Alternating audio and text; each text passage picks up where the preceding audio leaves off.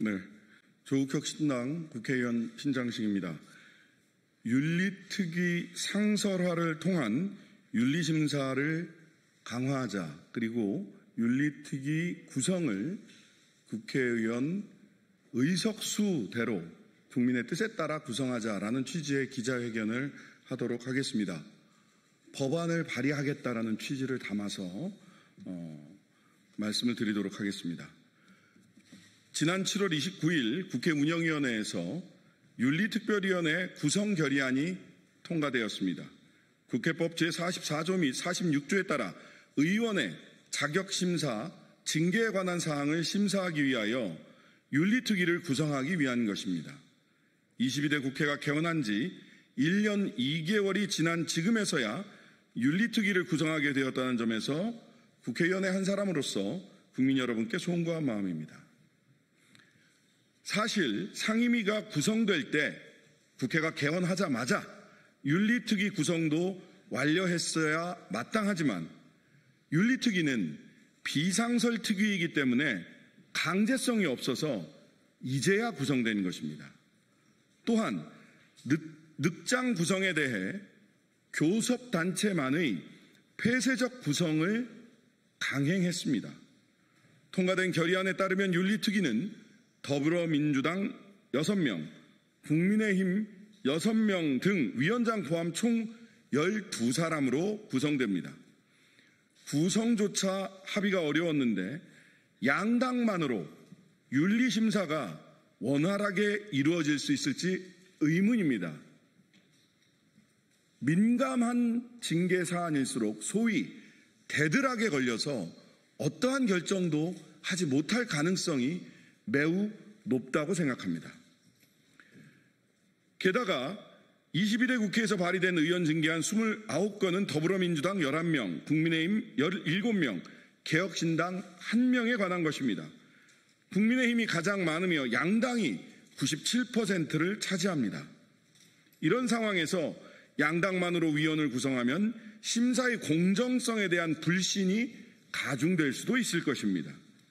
또한 솜방망이 형식적 심사를 하거나 정반대로 적대적 대립이 격해져서 실질적 심사를 진행하지 못할 가능성도 큽니다.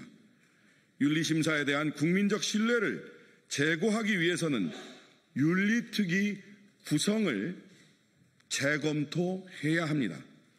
13대 국회부터 20대 국회 전반기까지 윤리특위는 15명으로 구성되었으며 양당만으로 구성된 경우도 거의 없습니다. 상설위원회였다가 비상설특위가 된 20대 국회 후반기는 18명으로 구성했으며 양당 외에 바른미래당이 있었습니다. 21대 국회에 이르러 12명으로 줄었고 후반기에 비교섭단체를 제외했습니다. 전반기에는 비교섭단체도 윤리특위 위원회에 포함되어 있었다는 말씀입니다. 20대 국회에서 국회법을 개정하여 윤리특위를 비상설화하면서 발생한 문제입니다. 국회의원은 양심에 따라 그 직무를 성실히 수행해야 하며 국회의 명예와 권위를 유지해야 합니다. 제13대 국회에서 국회의원 윤리강령 및 국회의원 윤리실천 규범을 제정하여 국회의원이 지향하여야 할 윤리적 기준을 제시하고 이를 제도적으로 뒷받침하기 위해 국회법을 1991년 5월 31일 개정하여 윤리특별위원회를 상설화한 것은 이러한 노력의 일환입니다.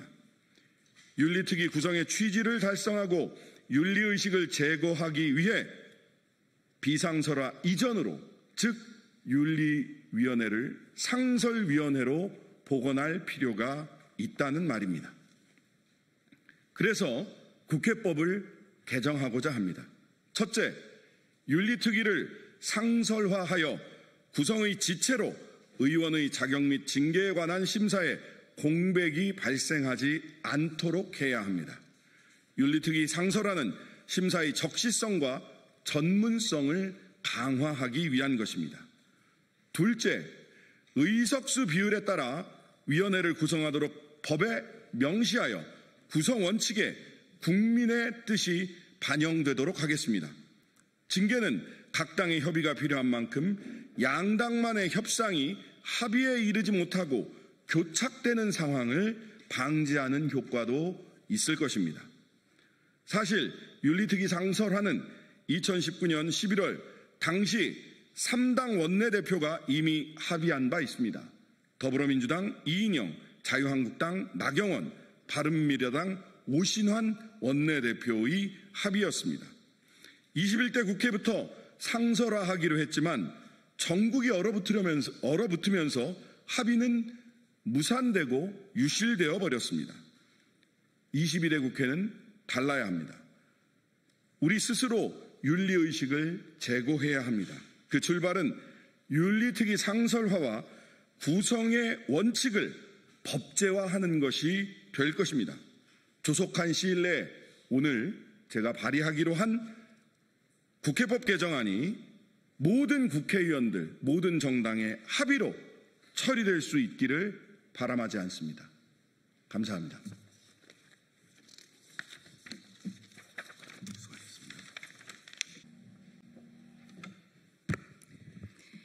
네, 안녕하십니까. 조국혁신당 정책위의장 정춘생입니다. 오늘 젠더폭력 관련된 정부의 종합대책 마련 촉구를 위한 기자회견을 하는데요. 우리 당의 대표이신 김선밀 대표님께서도 함께해 주셨습니다. 네, 기자회견 시작하겠습니다. 반복되는 여성 살해, 젠더폭력 종합대책 마련을 촉구합니다. 안녕하십니까. 조국혁신당 정책위의장 국회의원 정춘생입니다.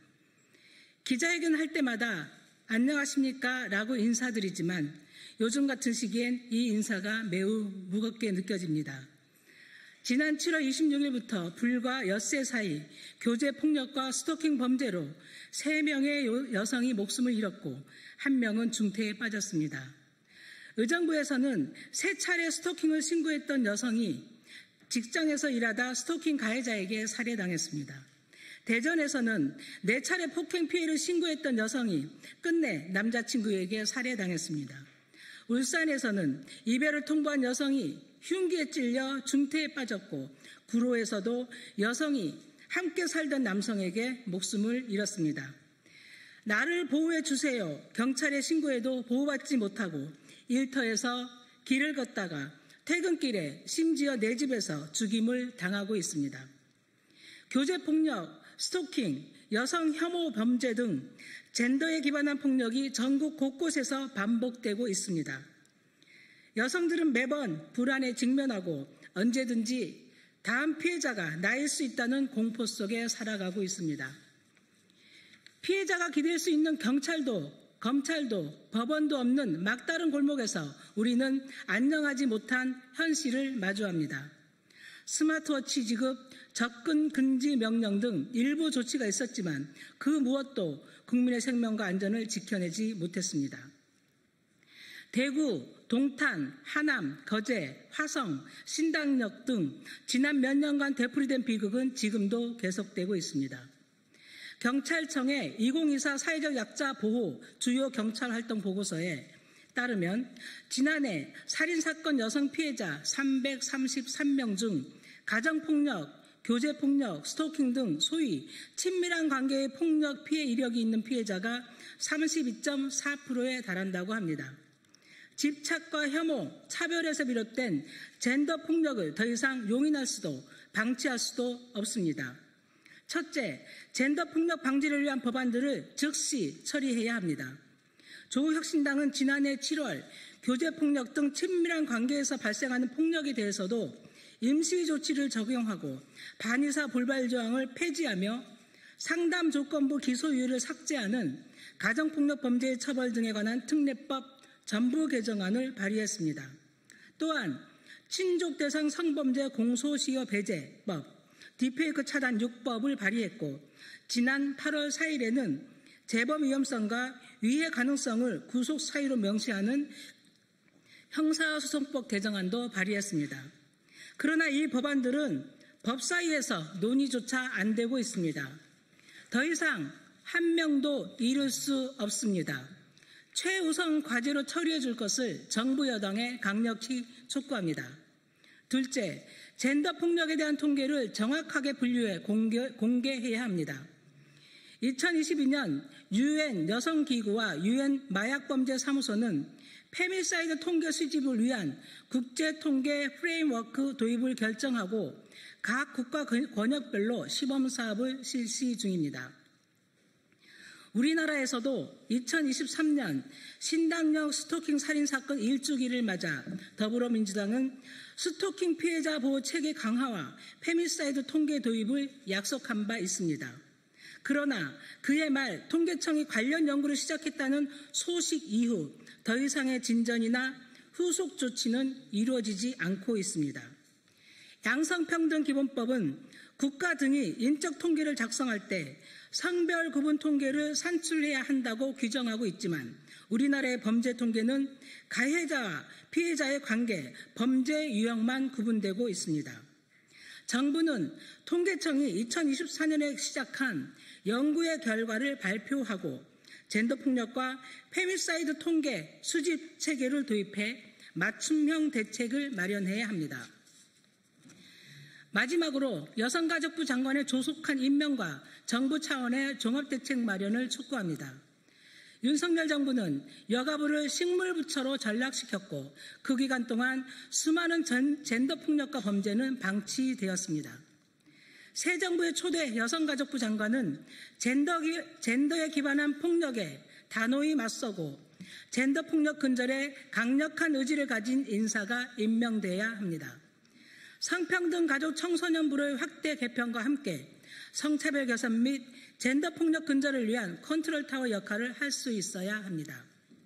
하루속히 여성가족부 장관 후보자를 지명하고 젠더 기반 폭력에 대한 종합대책 수립에 나설 것을 강력히 촉구합니다. 이재명 대통령은 지난 대선 당시 여성이 안전한 나라를 만들겠다고 약속하셨습니다. 이제 남은 것은 실천입니다. 사회적 합의를 기다리며 다음 과제로 미루는 사이 또 한 명의 여성이 살해될지도 모릅니다. 젠더에 기반한 폭력 근절, 지금 당장 실천합시다. 우리 조국혁신당이 젠더 폭력의 뿌리를 뽑는 데 앞장서겠습니다. 감사합니다.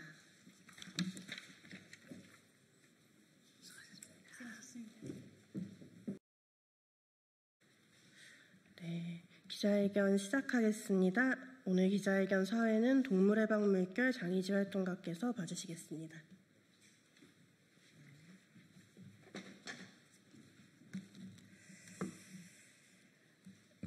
네, 안녕하세요. 오늘 소싸움 폐지 촉구 기자회견 사회를 맡은 동물해방물결 장의지 활동가입니다. 오늘 기자회견은 취지 설명 그리고 손솔 의원님 발언, 기자회견문 낭독, 시민단체 활동가 발언 순서로 진행되겠습니다. 먼저 기자회견의 배경과 취지를 설명드리겠습니다. 지난 6월 26일 저희는 소싸움 실태조사 보고서를 통해 소싸움이 더 이상 전통이 아니라 동물학대, 세금 낭비, 불법 도박 등 여러 사회적 문제를 야기하고 있음을 밝혔습니다. 보고서가 지적한 여러 문제 중에서도 강제로 싸움을 붙여 동물을 다치게 하는 행위는 동물 학대라는 본질에 가장 큰 국민적 분노와 공감을 샀습니다. 그 결과 지난 7월 1일 개시된 소싸움 금지 및 관련 법 폐지 국민동의 청원은 단기간에 5만 2천 명의 동의를 얻어 국회 소관상임위원회에 회부되었습니다. 이에 저희는 소싸움 폐지를 향한 국민적 열망을 국회에 전달하고 동물보호법 개정과 소싸움법 폐지 논의에 즉각 착수할 것을 촉구하고자 오늘 이 자리를 마련했습니다. 지난 7월 29일 문화체육관광부 인사청문회에 최희영 후보자에게 소싸움 관련 질의를 해주신 손솔 국회의원님이 오늘 기자회견 공동 주최로 함께 해주셨는데요. 손솔 국회의원님의 발언이 있겠습니다.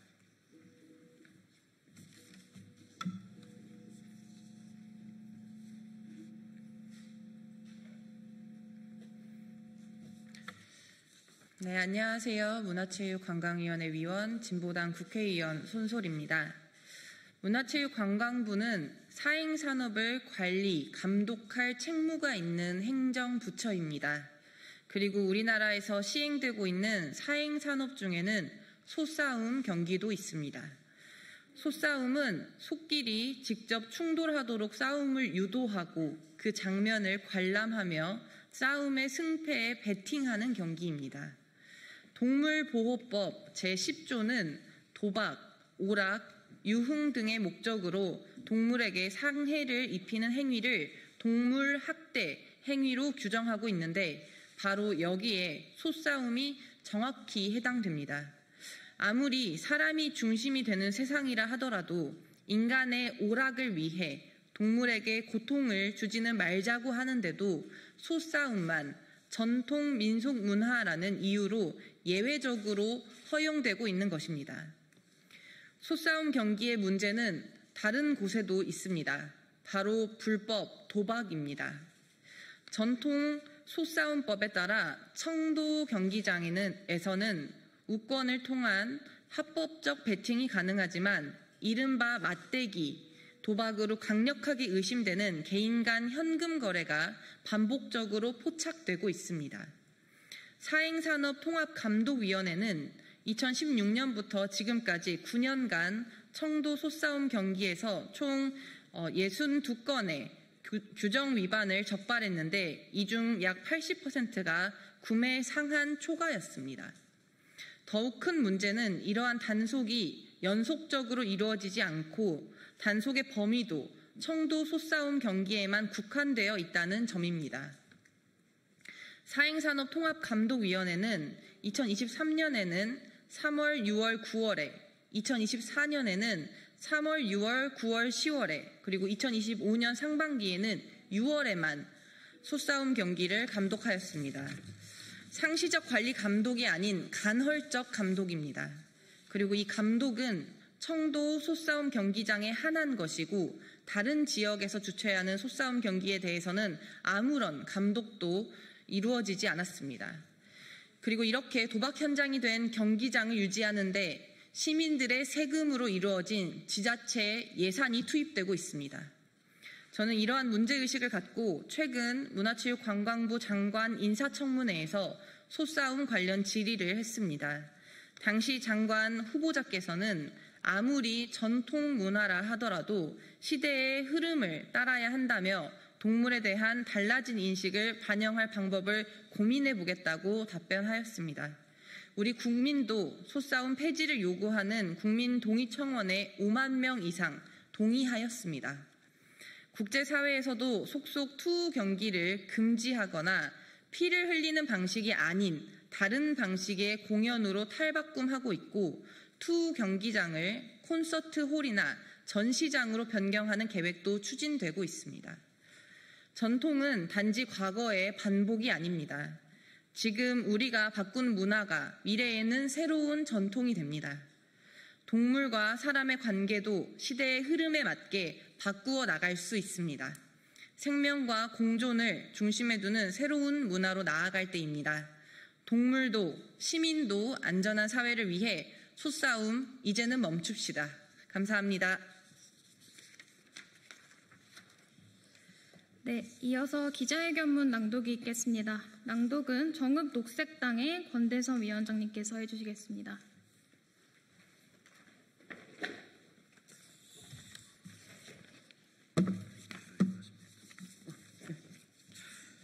예, 정읍녹색당 위원장 권대선인데요. 제가 2017년 정읍에서 그 상설 소싸움장을 맡기 시작하면서부터 이 활동을 했는데요.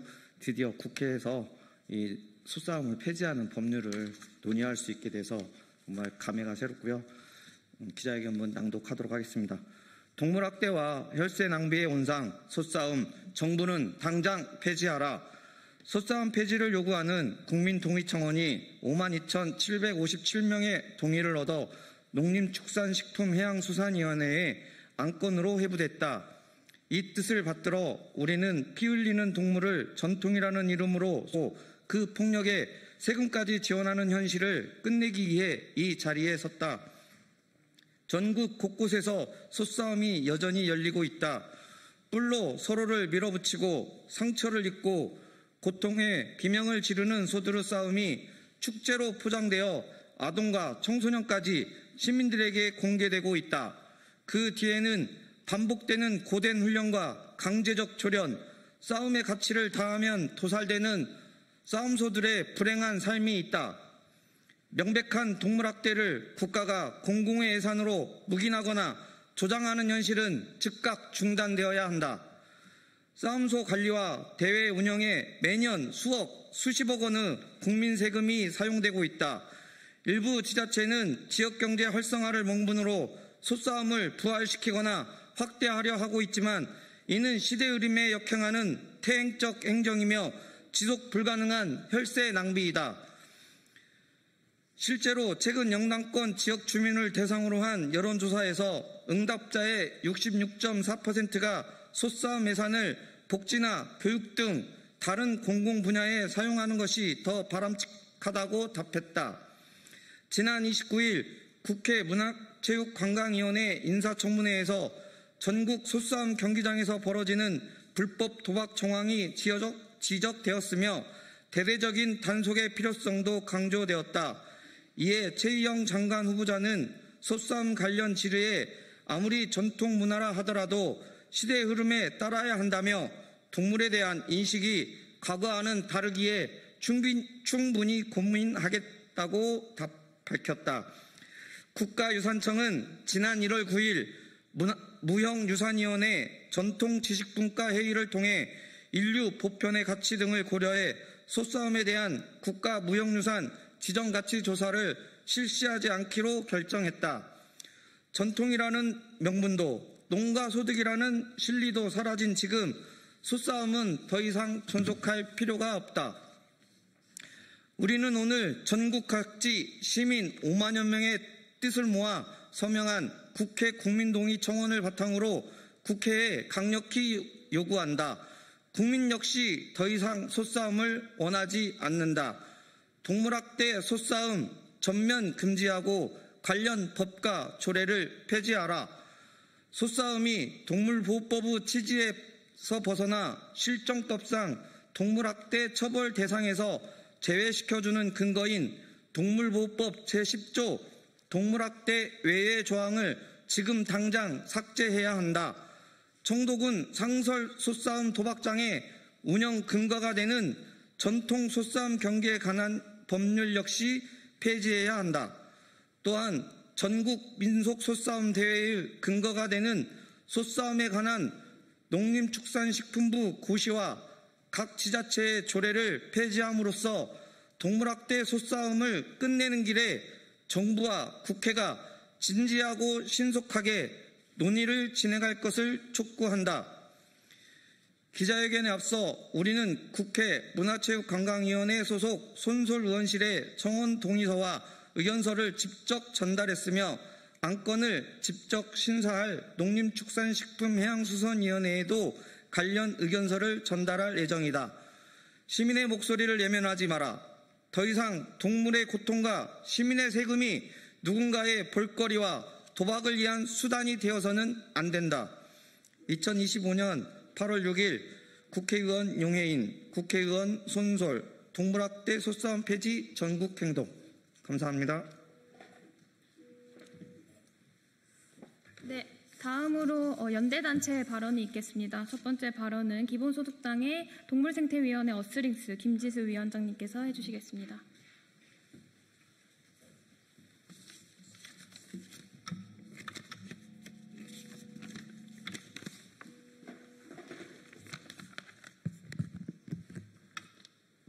네, 기본소득당 동물생태위원장 김지수입니다. 저는 지난해 동물해방 물결이 구조하여 생초월에 살고 있는 소들을 직접 만났습니다. 우리가 저마다 다른 모습과 다른 취향을 가지고 살아가듯 소들도 다양한 생김새를 가지고 있고 각자가 좋아하는 음식도 달랐습니다. 커다란 두 눈으로 세상에 대한 호기심과 생기를 드러내는 소들의 모습을 보며 그들이 우리와 똑같이 존중받아 마땅한 생명이라는 사실을 다시 한번 깨달았습니다. 동물은 물건이 아니라 생명이며 우리 사회를 함께 살아가는 구성원입니다. 하지만 어떤 소 610명은 오로지 인간의 유흥을 위해 소싸움을 하며 살아가고 있습니다. 우리가 고통과 두려움을 느끼듯 소도 아픔과 고통 그리고 공포를 느끼는 존재입니다. 소싸움 경기에 강제로 동원된 소들은 본능적으로 싸움을 거부하기도 합니다. 경기 중에 상처가 나고 피가 흐르더라도 경기가 끝나기 전까지는 제대로 된 치료조차 받을 수 없습니다. 동물보호법 제10조는 명백히 동물학대 등을 금지하고 있지만 소싸움은 유일하게 예외 규정으로 두고 있습니다. 싸움을 위해 소를 키우고 고통스럽게 훈련시키며 잔인한 싸움을 강요하는 것이 학대가 아니라면 대체 무엇이 학대일까요? 전통이라는 명목으로 생명에 대한 최소한의 존중을 예외로 할 수는 없습니다. 일부 지역에서는 소싸움을 통해 지역 경제를 살릴 수 있다고 이야기합니다. 하지만 이는 사실과 전혀 다릅니다. 청도 공영사업공사가 운영하는 소싸움 경기장은 만성적인 적자 상태로 독자적인 운영이 어려운 상태입니다. 지난해 투입된 세금만 무려 96억 7천만 원에 달합니다. 이 어마어마한 혈세를 사용하여 소싸움 경기를 유지시키는 것이 정말 지역과 지역 시민을 위한 일일까요? 학대받기 위해 태어난 동물은 없습니다. 싸우기 위해 태어난 소도 없습니다. 동물보호법 제10조 예외 조항을 폐지하고 전통 소싸움에 관한 법률을 폐지하여 동물학대인 소싸움을 완전히 금지시켜야 합니다. 정부는 소싸움 폐지를 외치는 국민들의 목소리에 귀를 기울여 주십시오. 기본소득당 동물생태위원회 어스링스는 정치의 영역 바깥에 존재하는 생명체들을 대변하고 함께 변화를 만들어내기 위해 노력하겠습니다. 감사합니다.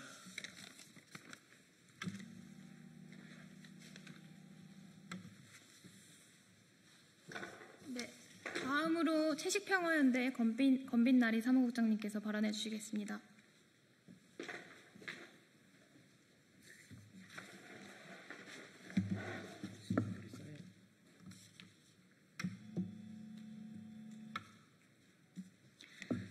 네, 안녕하세요. 채식평화연대 사무국장 권빈나리입니다. 우리는 누구나 한때 소싸움을 전통이라고 믿었던 적이 있었을 것 같습니다. 그 믿음 안에서 우리는 생명을 반복해서 외면해 왔습니다. 오래된 것과 옳은 것은 다릅니다. 소는 싸움을 선택한 적이 없습니다. 그저 인간의 오락과 이익 그리고 관습 속에 그들을 끌어들였을 뿐입니다. 지금도 소들은 불법 도박과 세금 낭비의 한복판, 동물보호법 제10조 동물학대 예외 조항이라는 벗어날 수 없는 구조 안에 갇혀서 상처 입고 피 흘리며 싸움을 강요받습니다. 우리가 이 싸움을 끝내야 하는 이유는 명확합니다. 살고 있는 존재가 거기 있기 때문입니다. 그저 살아있으려는 몸입니다. 살고자 하는 존재입니다. 더 늦기 전에 여기서 멈추었으면 합니다. 청문회를 지켜보며 반가운 마음이 들었습니다. 5만여 명의 국민이 뜻을 모았습니다. 동물을 물건이 아닌 생명으로 바라보는 사회 인식의 변화가 일어나고 있어 반가웠습니다. 살리고 싶습니다. 이제 소싸움을 전면 금지하고 관련 법과 조례를 폐지하기를 간곡히 바랍니다. 우리는 누군가의 고통과 비명 앞에서 무감각해지는 것이 아니라 폭력의 구조를 발견하고 평화로운 공존을 꿈꾸고 싶습니다. 그렇게 살리고 싶습니다. 살림의 마음을 담아 잠시 묵념을 해보도록 하겠습니다.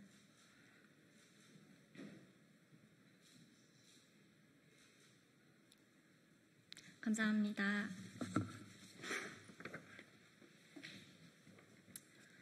네, 이것으로 준비한 발언을 모두 마치겠습니다. 저희가 오늘 그 국민동의 청원에 참여한 5만여 명의 시민들 외에도 국내 시민과 해외 시민사회로부터 총 1만 7,601명의 소싸움 폐지 촉구 시민 서명이 추가로 모였습니다. 그래서 기자회견 직후 농림축산해양수산위원회 의원실을 방문해서 입법 촉구 의견서와 국내외 서명부를 전달할 예정입니다. 다시 한번 국회와 정부가 국민의 준엄한 뜻을 무겁게 받아들여서 동물보호법 개정과 전통소싸움 경기에 관한 법률 폐지를 포함한 관련 법제도 개선 논의에 즉각 나설 것을 다시 한번 강력히 촉구합니다. 네, 이상으로 오늘 기자회견을 마치겠습니다. 감사합니다. 고생하셨습니다.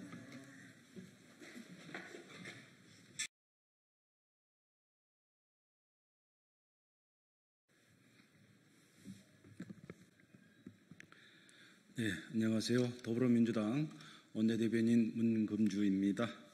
네, 8월 6일자 언론 브리핑하겠습니다. 마침내 포토라인 앞에 선 V제로 김건희의 상상 초월 국정농단을 철저히 조사하십시오. 윤석열 정권 국정농단의 정점인 김건희가 오늘 특검 포토라인에 섰습니다.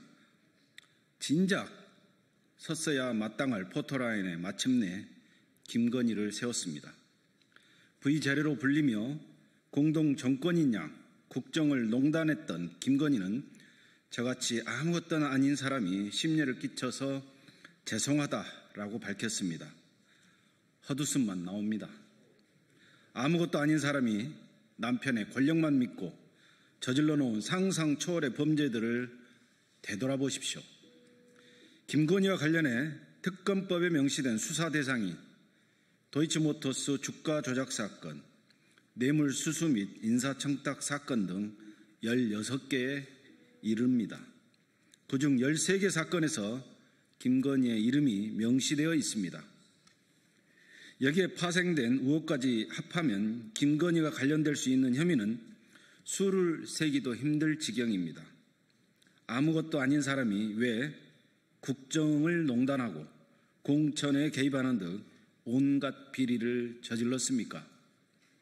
이제 대통령 권력과 검찰권을 이용해 지금까지 미뤄온 업보를 치러할 시간이 도래했습니다. 황제조사 같은 특혜 요구나 체포와 구속을 피하기 위한 법꾸라지 행태는 더 이상 통하지 않을 것입니다.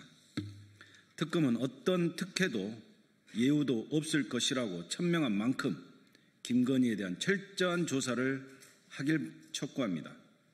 국민께서 특검의 수사 성과와 김건희 구속 소식을 목 놓아 기다리고 계십니다. 두 번째입니다. 아무 공감도 감동도 없는 국민의힘의 필리버스터 시간 끌기 쇼를 이만 멈추십시오. 마침내 공영방송을 국민께 돌려드리는 방송법이 어제 국회 본회의를 통과했습니다. 그러나 국민의힘은 방송 3법을 저지하겠다며 필리버스터를 진행했습니다. 국민의힘 내부에서도 회의론이 깊어지고 쇼에 불과하다는 비판이 나오는 가운데에도 방송 장악의 헛된 꿈을 놓지 못하는 부질없는 몸부림이었습니다. 이재명 정부의 국정을 발목 잡는 것도 모자라 개혁 입법까지 발목 잡으려는 국민의힘의 행태에 개탄을 금할 수 없습니다. 국민의힘은 개혁 발목 잡기가 국민의 신뢰만 추락시킬 뿐임을 정말 모릅니까?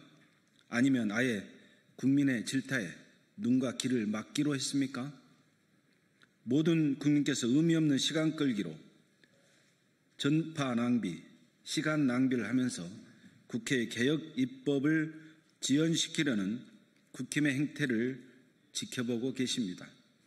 더불어민주당은 지난 대선에서 대한민국 정상화와 새로운 대한민국으로 나아가기 위한 개혁의 소명을 국민으로부터 부여받았습니다. 결코 국민의힘의 방해에 흔들리지 않고 개혁 입법을 추진해 나갈 것입니다. 국민의힘은 계속해서 의미 없는 몸부림으로 대한민국 정상화와 새로운 대한민국으로 나아가기 위한 개혁을 발목 잡다 자멸할 것인지 아니면 진짜 대한민국을 위한 개혁 입법에 초당적 협력을 할 것인지 결정해야 할 것입니다. 이상입니다. 감사합니다. 수고하셨습니다.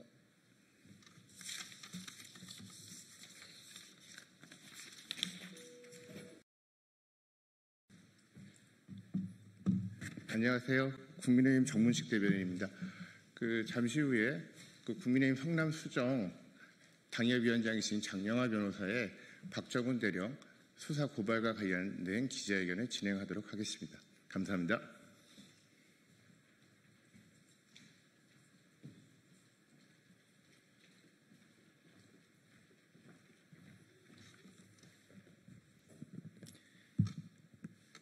안녕하세요.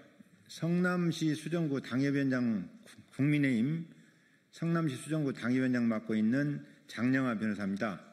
제가 오늘 박정훈 수사단장에 대해서 직권남용죄로 대검찰청에 고발장을 접수하고 그 관련해서 기자회견을 하겠습니다. 이재명 괴물 총통 독재의 정치 보복극, 우리는 침묵하지 않습니다. 최상병 사건의 진실을 밝히며 국민 앞에 고발장을 공개합니다. 존경하는 국민 여러분, 자유와 법치를 위해서 투쟁해온 자유민주 시민 여러분, 오늘 이 자리는 단순한 기자회견이 아닙니다. 무너지는 법치에 맞서 싸우기 위한 양심의 외침이며 정의를 가장한 정치 보복에 분노한 국민의 호소입니다. 저는 2025년 8월 6일 오늘 오전 박정훈 해병대 수사단장을 형법 제123조 직권남용죄로 대검에 고발했습니다. 그는 군사법원법이 명백히 금지하고 있는 사건, 최상병 사망 사건에 대해서 수사권이 없음에도 불구하고 무려 73명의 해병대원들을 불러서 조사하고 1000여 페이지가 넘는 수사 기록을 임의로 작성했습니다. 이것은 명백히 법적 권한을 초월한 불법 수사이며 우리 장병들이 헌법상 권리를 유린한 공권력의 오남용입니다. 국민 여러분, 더 큰 문제는 지금부터입니다. 더불어민주당은 이 사건을 진실 규명이 아닌 정치 보복의 도구로 삼았습니다. 그 결과물이 바로 지금 진행되는 최병 특검입니다. 이 특검은 정의를 위한 것이 아닙니다. 이재명 정권이 윤석열 전 대통령을 겨냥한 복수극입니다. 한마디로 최상병의 이름을 앞세운 보복특검, 유린특검, 괴물특검입니다. 특검은 이재명 괴물 총통 독재가 전적으로 설계한 농단이고 중립성, 공정성, 형평성이라고는 깡그리 무시했습니다. 이것은 헌법 위에 군림하는 괴물 독재이며 권력 분립의 전면적 파괴입니다. 이재명 정권은 정의라는 가면을 쓰고 지금 윤석열 전 대통령을 향해 칼날을 겨누고 있습니다. 그들은 최상병 사건의 책임을 윗선으로 확대시키고 결국엔 윤석열 정부 전체를 피의자 프레임으로 몰아가려는 음모를 진행 중입니다. 이는 정치 수사의 탈을 쓴 가장 악랄한 정치 보복입니다. 윤석열 전 대통령에 대해서 이재명 정권은 지금 정치 보복이라는 가장 잔인한 방식으로 보복하고 있는 것입니다. 직전 국가 원수에 대한 보복은 대한민국 민주주의에 대한 도전입니다. 이것은 독재 정권의 DNA에서나 볼 수 있는 괴물 정치입니다. 이재명 괴물 총통 독재 정권, 이 표현은 결코 과장이 아닙니다. 민주당은 군 내부의 규율과 질서를 정치장으로 끌어내려 장병들의 희생을 정치적 선동의 도구로 전락시켰습니다. 불법 수사를 영웅화하고 군 지휘관을 피의자로 만들고 민주주의를 수호했던 대통령을 표적 삼아서 모든 수단을 동원한 정치 복수를 자행하고 있습니다. 이것이 진실입니까? 이것이 정의입니까? 군은 지켜야 할 대상이지 정권의 방패가 아닙니다. 법은 보호받아야 할 가치이지 정권의 무기가 아닙니다. 대한민국이 왜곡되고 있습니다. 진실이 짓밟히고 정의는 정치 권력에 유린당하고 있습니다. 지금 침묵한다면 내일은 당신이 피해자가 될 것입니다. 우리는 더 이상 참을 수 없습니다. 이재명 괴물 총통 독재에 맞서 싸워야 할 때입니다. 박정훈을 고발한 것은 단지 그 개인의 죄를 묻기 위함이 아닙니다. 불법과 위선, 조작과 선동이라는 이재명 정권의 민낯을 폭로하기 위함입니다. 그리고 윤석열 전 대통령과 자유민주헌정을 지켜낸 모든 사람들에게 우리가 함께 있다는 것을 알리기 위함입니다. 저 장영하와 자유 대한민국의 양심은 오늘 선언합니다. 박정훈은 법 앞에 심판을 받아야 합니다. 최혜병 특검은 즉각 해산돼야 합니다. 이재명 괴물 정권의 정치 보복은 국민의 심판을 받아야 합니다. 윤석열 전 대통령에 대한 모든 마녀 사냥은 지금 즉시 중단해야 합니다. 우리는 침묵하지 않겠습니다. 정의는 결코 포기하지 않습니다. 그리고 현명한 국민은 모든 것을 보고 있습니다. 감사합니다. 장영하 말씀드렸습니다. 하나 좀 더 말씀드릴 것은 이것이 오늘 오전 10시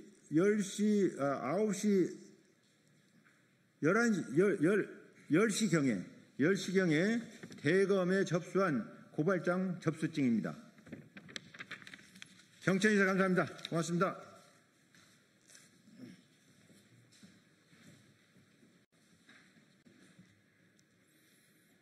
예, 시작하겠습니다.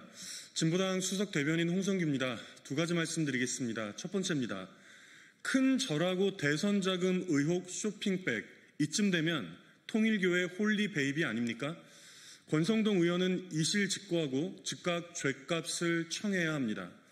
구속 수감된 전 통일교 세계본부장이 특검 조사에서 권성동 국민의힘 의원이 지난 2022년 초에 경기도 가평의 천정궁을 2차례 방문하여 한학자 총재에게 큰 절을 하고 쇼핑백을 받아갔다는 진술을 했습니다.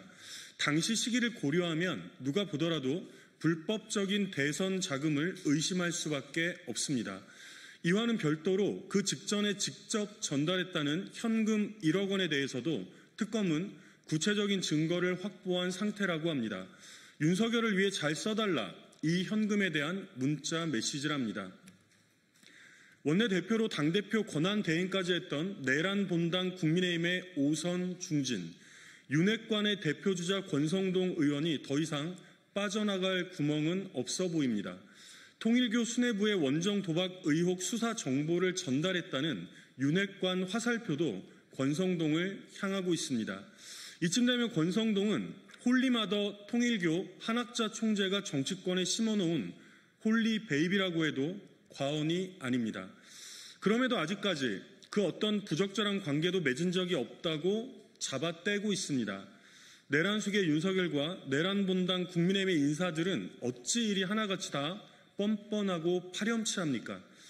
집권당의 원내대표까지 한 5선 의원이라면 그동안 신뢰를 보냈던 우리 국민들에게 최소한의 도리라도 남아있다면 본격적인 수사 이전이라도 먼저 이실 직고하고 그 죗값을 청하는 것이 마땅한 순서입니다. 두 번째입니다. 아무것도 아닌 사람이면서 장님 무사를 타고 국정농단을 했던 김건희, 즉각 체포 구속함이 마땅합니다. 역대 전현직 대통령 배우자 중 수사기관의 피의자 신분으로 처음 공개 출석한 김건희가 우리 국민들 앞에 던진 말은 아무것도 아닌 사람이 심려를 끼쳐서 진심으로 죄송하다는 것이었습니다. 그 알량한 진심, 우리 국민 그 누구도 조금도 느낄 수가 없습니다. 국민의힘의 숙주 삼아 대통령 자리를 탐하던 바로 그때부터 단 한순간이라도 김건희가 아무것도 아닌 사람이었던 적이 있었습니까? 그렇다면 국회에서 통과된 특검의 이름 앞에 선명하게 박힌 김건희는 무엇이며 그 특검법에 고르고 골라 명시된 무려 16가지의 혐의는 또 무엇이란 말입니까? 그야말로 마지막 순간까지도 새빨간 거짓말입니다. 조사를 잘 받고 오겠다고 했습니까? 아니요. 지금 들어간 그 문으로 다시는 나오지 마십시오. 내란 수계 윤석열도 내란 정권의 부역자들도 이미 모두 순서대로 체포 구속되는 마당입니다. V0 비화폰을 손에 쥐고 휘둘렀던 국정농단 김건희에게만 다른 기준이 적용되어서야 이치에도 상식에도 맞지 않습니다. 칼을 잘 휘두르는 장립무사의 어깨에 올라타 국정농단의 주술을 마음껏 휘둘렀던 안진뱅이 주술사 김건희 또한 지금 즉시 체포 구속해야 마땅합니다. 이상입니다.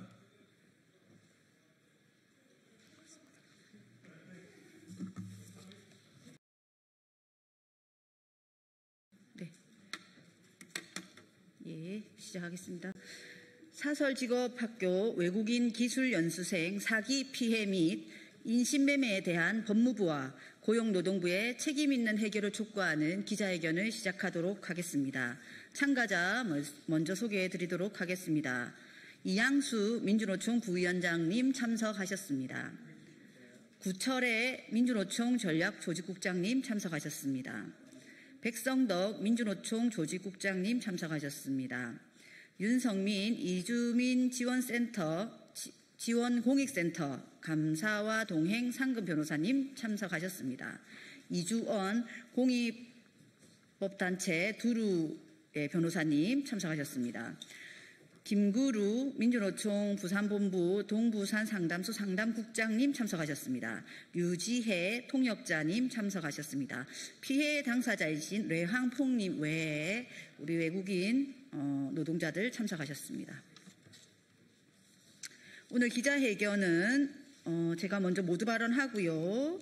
그리고 경과 보고를 김구루 민주노총 부산본부 동부산 노동상담소 상담국장님께서 하시고 발언을 피해 당사자 베트남 기술연수생께서 하시고요.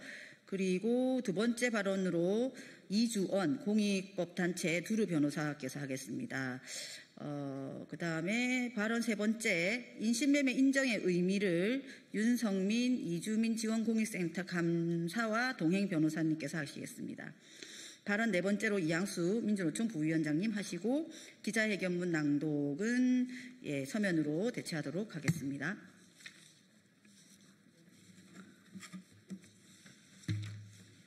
네, 진보당 비정규직 노동자 국회의원 정혜경입니다.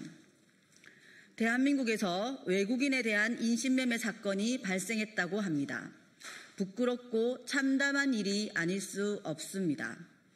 우리나라는 이전과 달리 국제적 위상이 높아졌고 그에 걸맞는 국격을 갖추고자 하는 국민의 열망과 기대 또한 대단히 높아졌습니다. 그런 만큼 인신매매와 같은 비윤리적인 범죄에 대해 단호한 국가적 입장을 세우고 모든 사람의 인권을 보호해야 함이 마땅할 것입니다.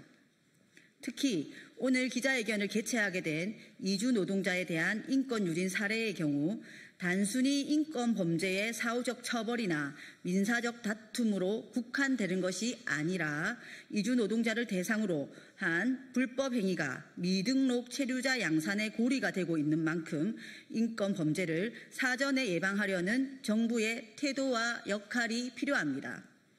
정부는 이주 노동자들에 대해 절차의 준수 여부만 따질 것이 아니고 이주 노동자가 미등록 체류자로 전락되는 과정을 역학적으로 살펴야 합니다. 우선적으로 직업학교에 대한 각종 지정 제도를 강화하고 지정된 직업학교는 상시적 모니터링 수검을 의무화하는 등 부당한 피해가 없도록 사전 예방을 제도화해야 합니다. 그럼에도 불구하고 발생되는 불법 행위와 인권 유린 범죄에 대해서는 단호히 처벌하려고 하는 정부의 입장과 적극적 개입도 필요해 보입니다. 합법과 불법을 단순히 분류만 해서는 무책임하게 미등록 체류자를 양산해내기만 하는 무능한 정부라는 비판을 피할 수가 없을 것입니다. 이주 노동자의 인권을 보호하기는커녕 지역사회의 갈등과 불안만 키우게 될 것입니다. 다시는 우리나라에서 인신매매와 같은 인권유린 범죄가 발생되지 않아야 합니다. 법과 제도의 미비점은 진보당 국회의원으로서 철저히 보완해 나가도록 하겠습니다. 이와 관련해서 기자회견을 통해 피해 사례를 구체적으로 확인하고자 합니다. 네, 먼저 김구루 민주노총 부산본부 동부산 노동상담소 상담국장님께서 경과보고하도록 하겠습니다. 네, 베트남 기술연수생 사기 피해 사건에 대한 경과를 보고드리겠습니다. 지난해 12월 민주노총 노동상담소로 상담이 접수되었습니다. 베트남 분들이 김해에 있는 영진 직업학교에서 돈과 신분증을 돌려받지 못하고 있다는 내용이었습니다. 직업학교 교육생으로 한국에 왔던 18명의 베트남인들은 한국에서 용접기술을 받고 그러고 난 뒤 조선소에 취업할 계획이었다고 합니다. 이분들이 본래 받은 체류 자격은 일반 연수로 분류되는 D4라고 불리는 비자였습니다. D4 비자 중에서도 D4-6라고 세부 분류가 되는데요. 이것은 법무부 지침에 따르면 우수 사설교육기관 외국인 연수 비자입니다. 또한 법무부 보도자료에는 기술연수생 비자로 언급되고도 있습니다. 다시 말하면 한국에서 앞선 기술을 배우기 위한 비자인데 영진 직업학교에 의해서 사기 피해를 당해서 기술 교육은커녕 체류 자격을 상실하여 미등록 체류자가 되었습니다. 이분들이 공통적으로 겪은 문제들에 대해서 말씀을 드리겠습니다. 입국 전 입국 비용이 과도하게 높았고 이탈 보증금까지 납부했습니다. 입국 후에는 영진 직업학교의 기술 교육이 너무나 부실했을 뿐만 아니라 일부 교육생들의 경우 현장 실습이라는 명목으로 목포까지 보내져 강제로 일을 해야 했습니다. 그런데도 임금조차 받지 못하였습니다. 직업학교 측은 1인당 20만 원씩 기숙사비를 받아 챙겼음에도 작은 원룸에 3-4명씩 살게 하였습니다.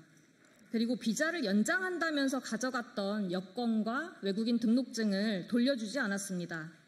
그 중에서도 교육생들이 가장 억울해하는 것은 체류 연장을 해준다면서 6개월치 교육비와 숙소비를 받아가 놓고도 학교 측이 체류 연장 절차를 제대로 이행하지 않아서 미등록 체류자가 된 부분입니다. 기술을 배우러 왔다가 졸지에 젊은 나이에 미등록이 된 것도 억울한데 6개월치 선납한 교육비, 숙소비도 돌려주지 않았던 것입니다. 이에 민주노총 경남본부와 부산본부, 변호사그룹은 이 문제 해결을 위해서 지난 7개월간 매달려 왔습니다.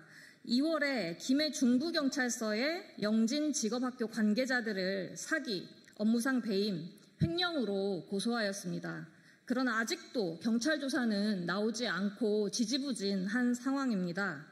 같은 달 2월 창원지법에 부당이득 반환 청구 소송을 제기하였습니다. 소송은 진행 중인데 피고 측은 사과나 반성의 기미도 없이 불성실하게 응하고 있습니다. 4월에는 김해 출입국 관리사무소장을 면담하였습니다. 법무부 출입국의 기술연수생 교육기관에 대한 관리 감독의 문제, 영진 직업학교의 신규 기술연수생 도입을 중단할 것, 그리고 이 제도 자체의 문제, 현황을 조사하고 그에 합당하게 조치할 것을 요구했습니다. 특히 피해 교육생들이 안정적인 체류 상태로 피해 구제를 받을 수 있게 해달라는 요구를 했고, 하지만 출입국 측은 비자 발급은 어렵다면서 출국 유예 조치만을 해주었습니다. 5월에는 중앙인신매매 등 피해자 권익보호기관에 피해자 중 2명에 대해서 피해 신고를 하였고 지난 7월 18일 인신매매 피해자로 인정을 받았습니다. 6월에는 법무부 이민특수조사대에서 출입국관리법 위반 사항에 대해서만 특화해서 조사를 시작했고 피해자들도 조사에 협조하고 있습니다. 7월에는 고용노동부 양산지청장을 면담하였습니다. 영진직업학교를 지정 직업훈련시설로 인가한 것이 고용노동부입니다. 법무부가 D4-6라는 제도를 운영하면서 도입을 중단하는 등의 조치로 제재를 해야 한다면 직업학교 자체에 대한 제재는 고용노동부가 가능하다라고 저희는 보고 있습니다. 따라서 직업학교의 운영에 대한 관리감독 그리고 제재 조치가 필요함을 노동부에 촉구하였습니다. 당시 노동부 면담 자리는 정혜경 의원실에서 적극적으로 마련한 것이었고 후속 대응으로 오늘의 국회 기자회견까지 이르게 되었습니다. 저희가 문제 제기를 시작한 지 벌써 반년이 넘어섰는데요. 교육생들에 대한 피해 구제책과 재발 방지를 위한 정부 대책은 아직 요원한 상황입니다. 저희들은 지난번 피해 신고를 하지 못한 10여 명의 베트남 기술 연수생들에 대해서 추가로 인신매매 피해 신고서를 오늘 접수하려고 합니다. 직업 전문학교 기술 연수생들의 사기 피해 그리고 인신매매 피해에 대해서는 이러한 제도를 설계해 운영하고 있는 법무부가 가장 큰 책임을 져야 합니다. 또한 직업 전문학교 전반에 대한 관리감독 기능은 고용노동부가 하고 있는 만큼 해당 기관으로서 이러한 일이 재발되지 않도록 합당한 역할을 해야 합니다. 따라서 저희는 영진직업학교에 의한 사기 피해 그리고 인신매매에 대해서 법무부와 고용노동부가 책임지고 이 문제를 해결해야 한다는 것을 촉구하고자 오늘 기자회견을 개최하게 되었습니다. 이상으로 경과보고를 마치겠습니다.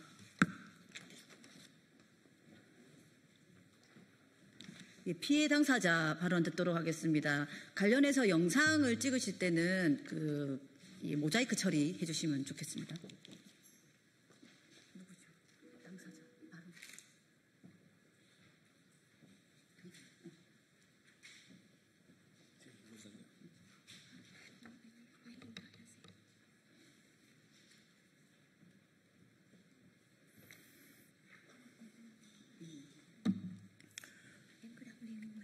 Không cần.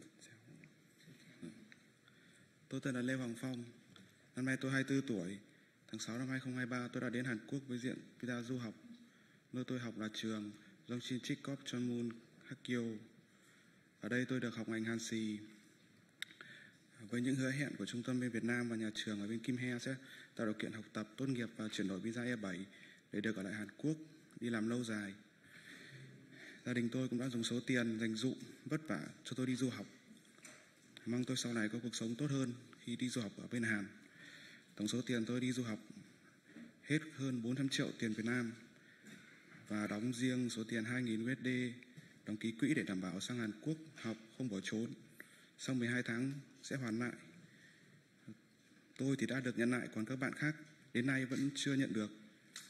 Nhưng khi đến Hàn Quốc thì mọi thứ mọi thứ không được hứa hẹn, không được như hứa hẹn trước đây. Học ngành không được dạy hoàn toàn, số người học trong lớp học nhiều hơn số ghế ngồi, số lần đến lớp không được học rất nhiều, nguyên vật liệu thực hành cũng không được chuẩn bị, toàn dùng đồ thừa của những người Hàn Quốc đã để lại vào trước đây. Đóng tiền thi trắc nghiệm cũng không cho thi. Phòng ở ký túc xá thì nhỏ, nhưng có tận 4 người ở cùng, trong khi tôi và các bạn khác mỗi tháng đóng 200.000 won. Xin chuyển ra ngoài ở thì không cho, và nói nếu hàng tháng vẫn đóng tiền ký túc xá đầy đủ thì sẽ cho ra ngoài ở riêng. Học chưa được bao lâu thì ép chúng tôi đi thực tập, trong khi đó chúng tôi không muốn và chưa được đào tạo an toàn. Hứa hẹn đi làm có lương, nhưng khi hết tháng vẫn không trả lương. Một số người bạn của tôi thì đã bị tai nạn lao động, có người đã bị máy cắt vào tay. Khi chúng tôi không muốn làm việc ở Mokpo thì thầy đe dọa trục xuất chúng tôi về nước và này kia.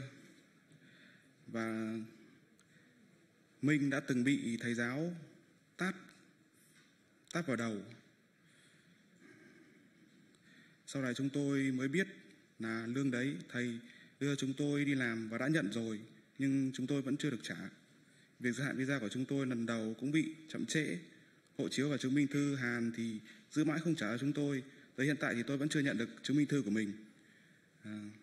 Sau này đòi mãi nhà trường mới trả lại quyển hộ chiếu, chứng minh thư thì không trả. Xin chuyển trường thì không cho, nói học hết tháng 12 thì cho chuyển trường. Nhưng khi học xong thì trường lại bảo học thêm 6 tháng nữa sẽ cho chuyển trường. Chúng tôi cũng đồng ý và đóng tiền học 6 tháng và tiền kết thúc tổng là 4 triệu won và khoảng 350.000 won tiền phạt do gia hạn muộn.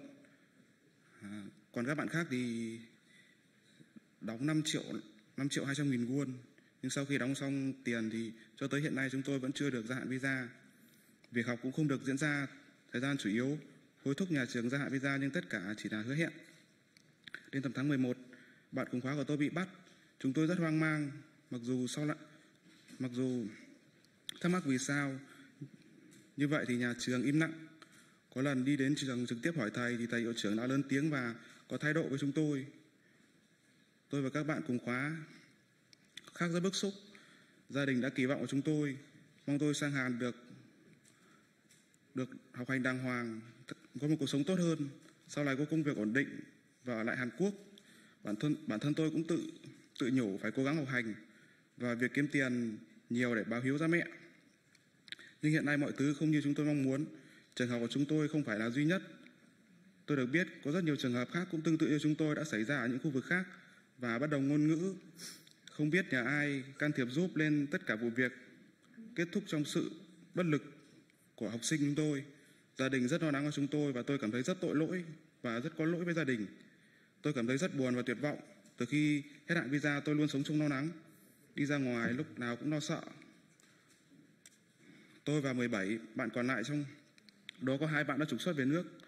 Nhờ sự hỗ trợ của bên cơ quan bảo vệ nhân quyền và phiếu luật sư của nhà nước giúp đỡ công việc của chúng tôi thì bây giờ mọi việc mới được giải quyết như vậy. Tôi rất mong chính quyền Hàn Quốc can thiệp và xem xét vụ việc của chúng tôi một cách công minh và công bằng. Tôi xin cảm ơn.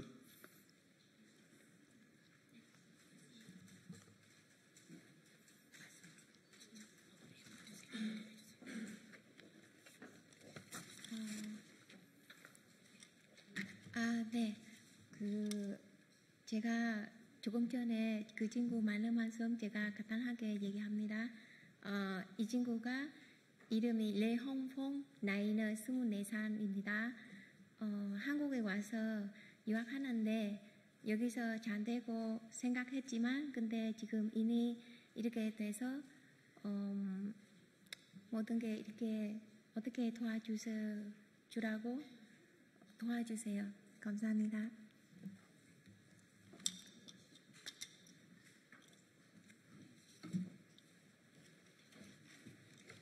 네, 안녕하십니까. 공익법단체 두루의 이주원 변호사입니다. 이 사건의 그 민사소송과 형사 고소 그리고 인신매매 피해자 신청에 관해서 여러 변호사님들과 함께 힘을 모으고 있습니다. 네, 발언 시작하겠습니다.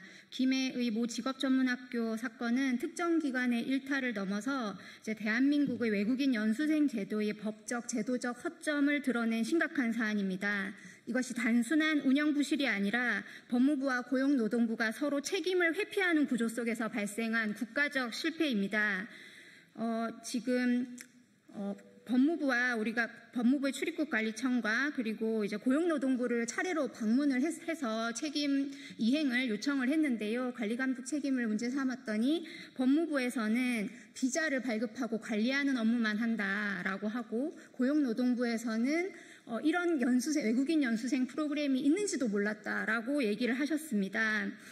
이렇게 서로 책임을 떠넘기는 구조가 계속되는 것은 출입국관리법과 체류관리 지침 그리고 평생직업능력개발법 같은 법들이 있지만 이 법령들 사이에 연결고리가 단절되어 있어서 제도와 법령 사이에 명백한 관리감독의 공백이 존재하기 때문입니다. 이렇게 서로 책임을 떠넘기는 구조가 계속된다면 그 사각지대 속에서 피해자들이 계속 발생할 위험이 큽니다. 그래서 관련 법령의 개정이 반드시 필요하고 특히 중요한 것은 법무부와 고용노동부 그리고 이제 관계 부처들 간의 협력 체계를 만드는 것입니다. 연수생 제도에 대해서 부처 간의 사전 협의와 정보 공유를 의무화하고 통합 관리 시스템을 통해서 책임 소재와 행정 권한을 명확히 분배하고 협업을 해야 합니다. 지금 이런 사각지대를 계속 만들어내면 지금 피해가 반복될 수밖에 없습니다. 국가가 직접 만든 이 제도가 인신매매와 강제노동을 가능하게 했다는 국제적 비난을 피할 수가 없습니다. 오늘 기자회견에 용기를 내어서 목소리를 드러낸 피해자분들은 그저 훈련 중인 값싼 노동력이 아닙니다. 20대 초중반의 인생의 꽃다운 시기에 대한민국을 믿고 국경을 넘어온 한 사람 한 사람의 인생입니다. 이번 사태를 계기로 잘못된 제도를 바로잡고 사람과 노동이 존중받는 대한민국으로 한 걸음 나아갈 수 있기를 간절히 바라고 호소합니다. 감사합니다.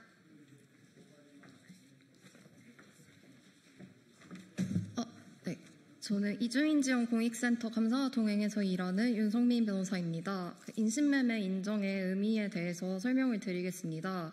인신매매 방지법이 좀 낯서실 수도 있는데요. 이게 23년도부터 시행된 법인데 형법에서 인신매매를 워낙 좁게 규정하고 거의 처벌하지 않고 있다 보니까 그 인신매매 방지법에서 인신매매 범위를 좀 더 넓게 봐서 인신매매 피해자 인정을 하고 있습니다.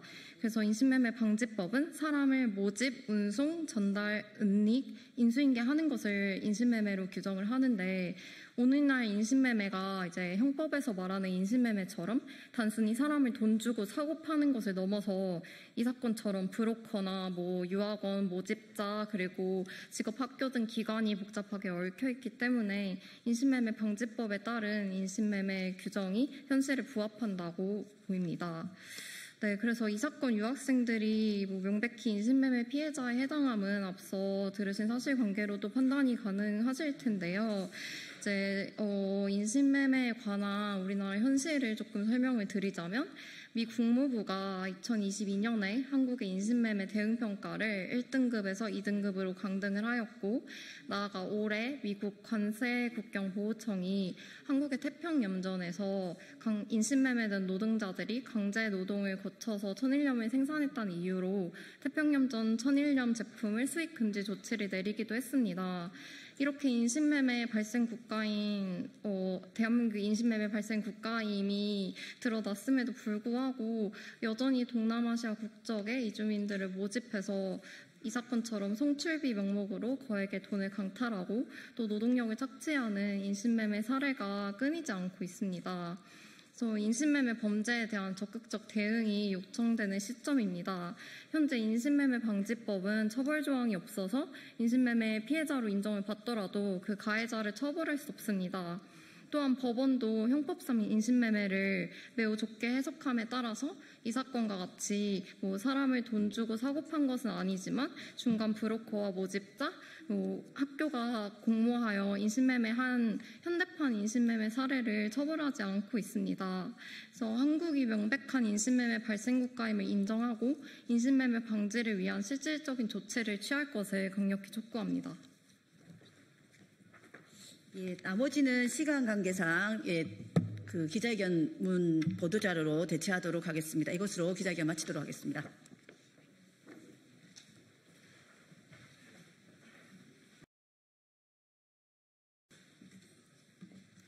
네, 저희는 더불어민주당 정치검찰 조작기소 대응 TF단입니다.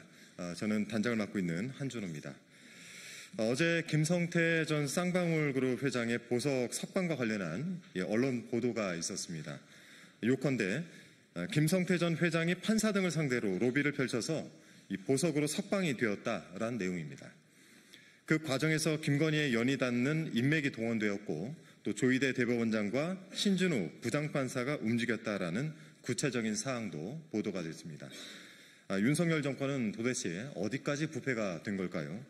정적 제거를 위해 억지 수사를 하고 또 조작 기소만 하는 줄 알았더니 하다못해 보석 석방을 놓고 거래까지 한 매우 충격적이고 중대한 사안의 정황이 나타난 것입니다. 하지만 이 내용이 아직 국민께는 잘 알려지지 않은 것 같아서 오늘 긴급하게 기자회견을 열게 됐습니다.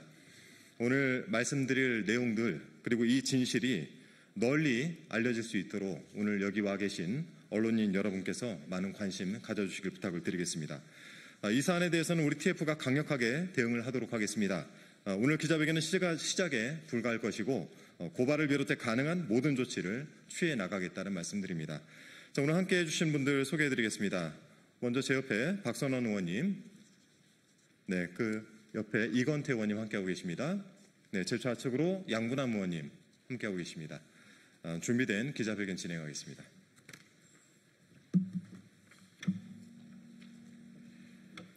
안녕하십니까. 인천 부평을 국회의원 박선원입니다. 김건희 인맥 평창동 무속인에게 20억 주고 보석 석방을 얻은 쌍방울의 김성태. 윤건희 정부 망국의 끝은 어디입니까? 존경하는 국민 여러분, 어제 한 언론사에서 김성태 전 쌍방울 그룹 회장이 보석 석방을 위해서 김건희 인맥을 동원하여 판사 등을 상대로 로비를 펼쳤다는 보도와 녹취록이 나왔습니다. 그에 따르면 로비를 위해서 김건희 측근으로 알려진 무속인에게 20억 원이 건네진 흔적도 확인되었다고 합니다. 법치국가 대한민국에서 돈을 주고 석방을 얻어낸다는 것이 사실이라면 이는 참으로 충격적인 일이 아닐 수 없습니다.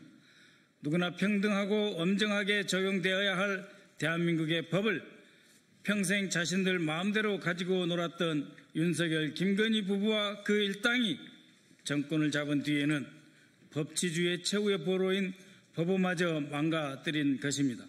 우선 저희가 입수한 제보 내용을 읽어드리겠습니다. 이것이 제보문의 사본입니다. 필사본입니다. 이 필사본을 그대로 읽어드리겠습니다. 제3보 이렇게 되어 있습니다. 제3보. 김성태가 1년 구속만기 출소를 어떻게 작업했는지에 관한 일지. 여기에는 수원지법 합의 11부 신부장이 타협 불가하기 때문에 그렇기 때문에 다른 방법을 써야 된다라고 하는 이 작업 일지입니다. 그래서 평창동 김윤희 여사를 방문해서 방문하니 만둣국 식사를 대접받았다. 김윤희 여사가 직접 만들었다. 이 자리에서 검찰 구속영장 청구를 막아달라. 그러니까 법원만 상대가 아닙니다. 검찰 구속영장 청구를 막아달라. 대가는 무엇으로 하나? 20억 5만 원권으로 하라.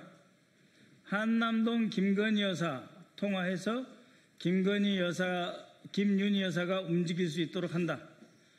그래서 평창동의 김윤희 여사, 이 김윤희 여사는 평창동에 사는 무속인으로 알려져 있습니다.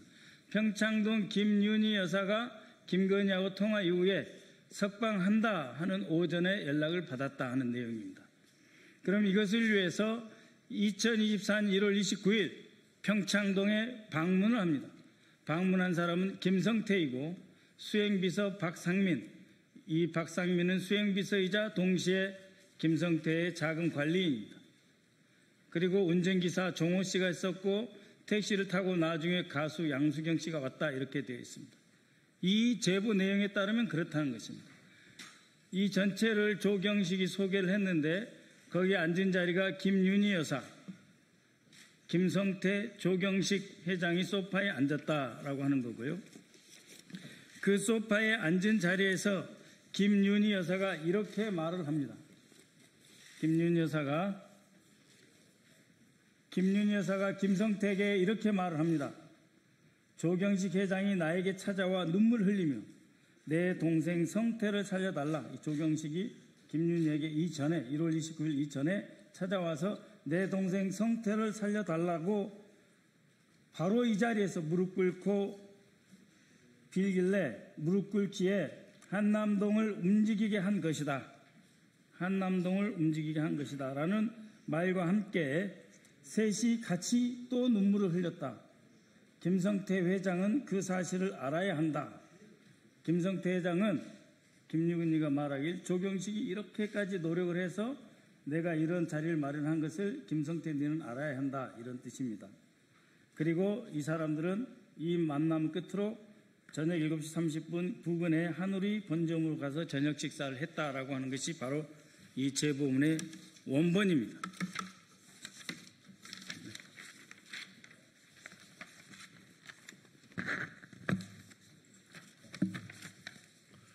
언론 보도와 저희가 직접 입수한 제보를 종합해 보면 2023년 2월 1차 구속에 이어 같은 해 7월 추가 기소로 재차 구속된 김성태는 2024년 1월 구속 만기를 코앞에 앞두고 있었습니다. 당시 상황을 보면 법원이 보석을 허가해 주고 검찰이 추가 기소로 영장을 재청구하지 않는다면 김성태는 석방을 기대할 수 있는 상황이었습니다. 하지만 실상은 그리 간단하지 않았습니다.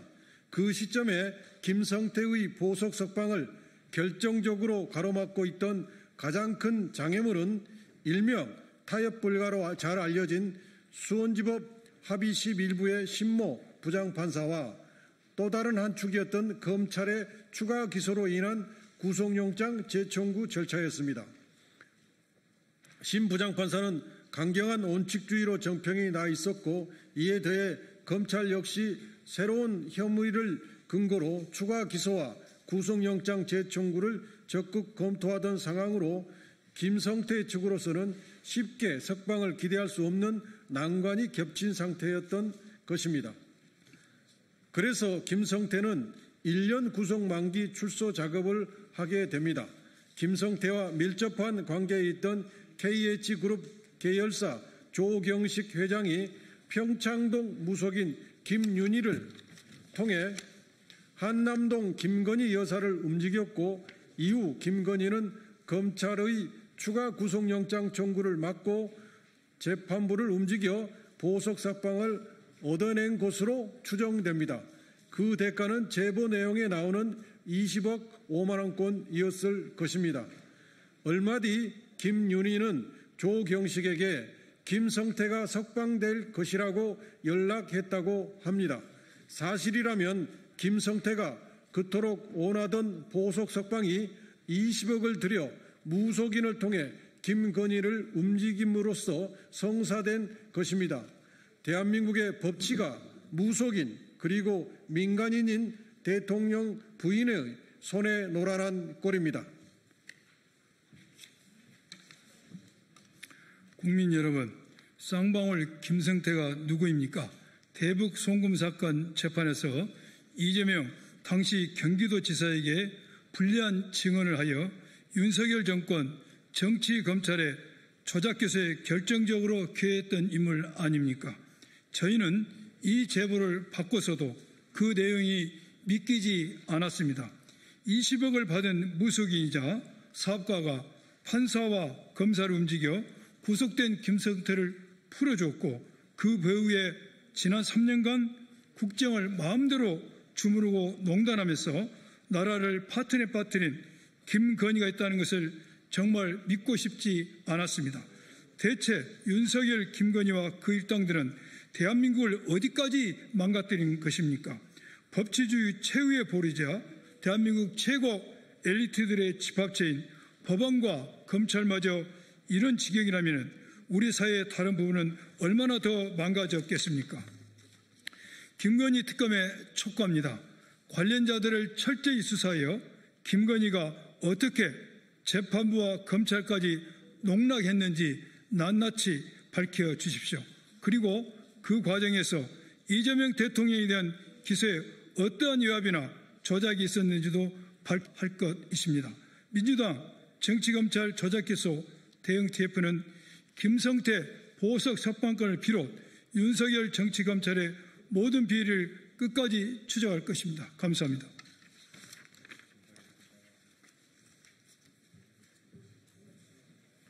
네, 수고하셨습니다.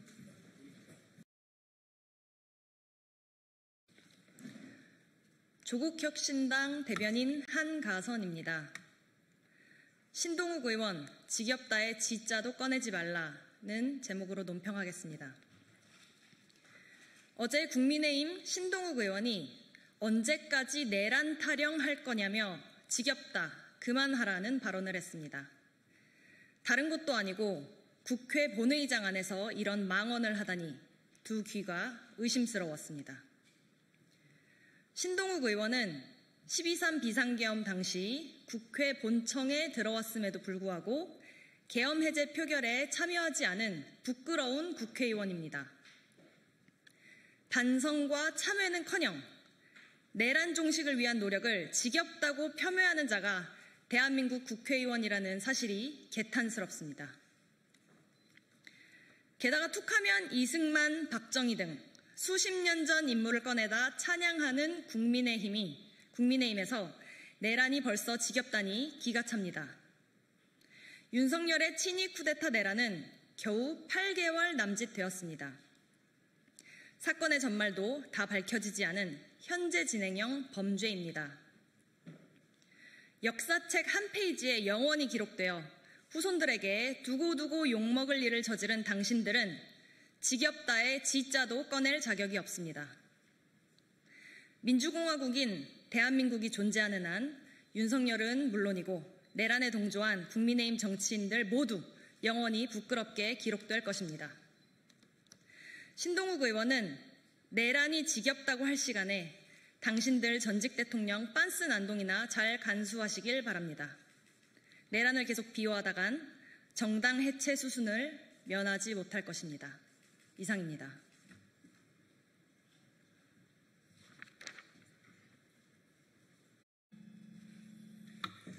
네, 안녕하십니까. 조국혁신당 대변인 박병원입니다. 지금 오늘 김건희 수사에 대한 논평과 그리고 권성동 통일교로부터 1억 수수한 것에 대한 논평 두 건 알려드리겠습니다. 아무것도 아닌 사람 김건희에 대한 체포 구속이 필요합니다. 오늘 전직 대통령 부인 김건희가 특검에 출석하면서 아무것도 아닌 사람이 심려를 끼쳐 죄송하다라고 말했습니다. 지난 정부에서 대통령을 제치고 V0라고 불렸다는 김건희는 검찰 출석의 첫 진술로 나는 V0가 아니다라고 하는 거짓말부터 시작하였습니다. 김건희는 2022년 대통령 선거 후보 경선에서 컷오프의 기준이 되는 여론조사를 조작하였다는 등 16가지 혐의를 받고 있습니다. 명품백을 수수하거나 주가를 조작하였다는 혐의를 받고 있으면서도 사실관계를 바꾼 주장을 하고 있어서 증거인멸의 우려가 대단히 높습니다. 더구나 명태균을 고리로 한 공천 개입과 국정농단은 김건희가 윤석열의 배후에서 주범으로 불법 행위를 한 정황이 드러나고 있습니다. 명태균이 기소된 2024년 12월 3일 18시 30분은 곧바로 비상계엄이 선포되었다는 점에서 내란 자체의 주요 배후로도 김건희는 의심받고 있습니다. 내란죄의 형은 사형과 무기징역 2개뿐입니다. 김건희에게 특혜를 부여하지 않는다는 특별검사팀의 입장에 따른다면 증거인멸과 중형의 선고 가능성이 확실한 김건희에 대해서는 오늘 조사 종료에 즈음하여 체포 및 구속영장의 발부가 필요하다고 생각됩니다. 우리는 진시황의 후계자를 바꿔치기 하고 왕이 아니면서 권력을 행사하려 했던 조고라는 인물에 대해 알고 있습니다. 국민의 뜻에 따라 정해져야 할 민주주의 제도를 음모를 통해 훼손하고 사익을 추구해온 범죄 혐의자에 대하여 내일 오전 체포, 구속되었다는 반가운 소식을 접하게 되기를 기대합니다. 25년 8월 6일 조국혁신당 대변인 박병원이었습니다. 계속해서 권성동 관련 논평 올리겠습니다. 두 번의 대통령 후보 바꿔치기에 가담한 권성동 의원은 정계를 떠나야 합니다. 22년 윤석열 대선 캠프 총괄본부장이었던 권성동 국민의힘 의원이 통일교 측으로부터 1억 원의 불법 대선 자금을 받은 것으로 확인되고 있습니다. 윤영호 통일교 세계본부장은 특검 조사 과정에서 한학자 통일교 총재가 직접 쇼핑백을 권성동 의원에게 교부하는 것을 보았다라고 진술한 것으로 확인되고 있습니다. 불법 자금, 뇌물죄의 경우 주었다는 사람의 진술이 있는 경우 결정적인 증거가 되는 것이 수사의 통례이기 때문에 권성동 의원이 1억 원 상당의 불법 대선 자금을 받은 것은 사실일 가능성이 매우 높아진 상황입니다. 2022년 대선에서 국민의힘 내부 경선 주자였던 홍준표 전 의원은 당시 대선 후보 경선 상황을 설명하신 바 있습니다. 권선동 총괄본부장이 당원 투표에서 압승한다고 큰 소리를 쳤는데 그 배경은 신천지, 통일교 등 종교 집단 수십만 책임당원 가입이 그 원인이었다고 말한 바 있습니다. 일반 국민 여론조사는 명태균을 통해 위조했습니다.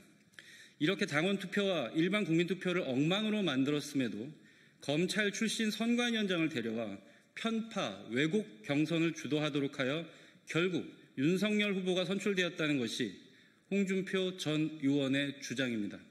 이 주장이 지금 하나하나 사실로 드러나고 있는 것입니다. 이제 권성동 의원은 2022년 대선에서 불법으로 윤석열을 후보로 바꿨다는 의혹의 중심에 서게 되었습니다. 권성동 의원은 2025년 대선에서는 국민의힘 당규에 따라 선출된 김문수 후보를 한덕수로 임의로 교체하는 데 적극적으로 가담했습니다. 대통령 후보를 2번이나 임의로 변경하는 것에 가담한 가히 한국 민주주의의 암적 존재라고 할 수 있습니다. 이미 가린다고 가려질 일이 아닌 상태입니다. 권성동 의원은 숨겨진 죄를 깨끗이 자백하시고 정계를 은퇴함으로써 한국 정치를 더럽힌 죄에 대해서 최소한의 사죄를 국민께 하시기를 권고드립니다. 25년 8월 6일 조국혁신당 대변인 박병원이었습니다. 감사합니다.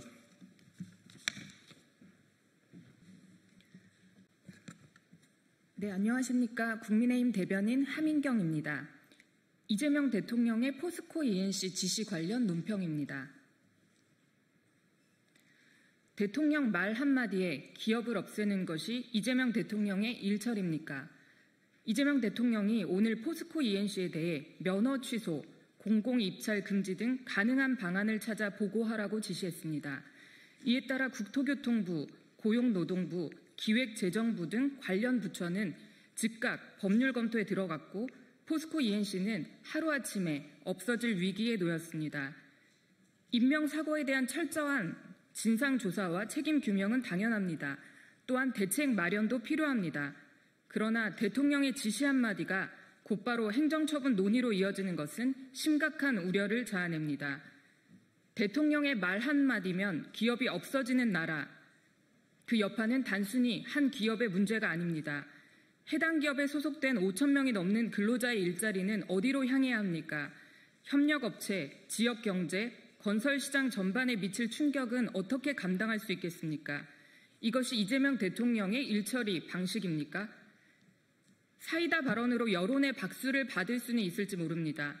하지만 국가 최고 책임자의 언어는 정무적 효과를 넘어 법적, 제도적 파급력을 갖습니다. 특히 기업 활동과 수만 명의 생계를 좌우하는 중대한 사안에 대해서는 더욱 절제되고 책임 있는 태도가 필요합니다. 지금 필요한 것은 감정적인 처벌쇼가 아니라 인명사고의 구조적 원인을 파악하고 이를 근본적으로 개선하기 위한 제도 개혁입니다. 정치적 유불리에 따라 기업 하나를 없애는 것이 능사가 아닙니다. 대통령의 한마디가 곧바로 기업의 생사를 가르는 현실이 계속된다면 그 다음엔 어느 기업이, 어느 산업이 사라질지 아무도 장담할 수 없습니다. 감사합니다.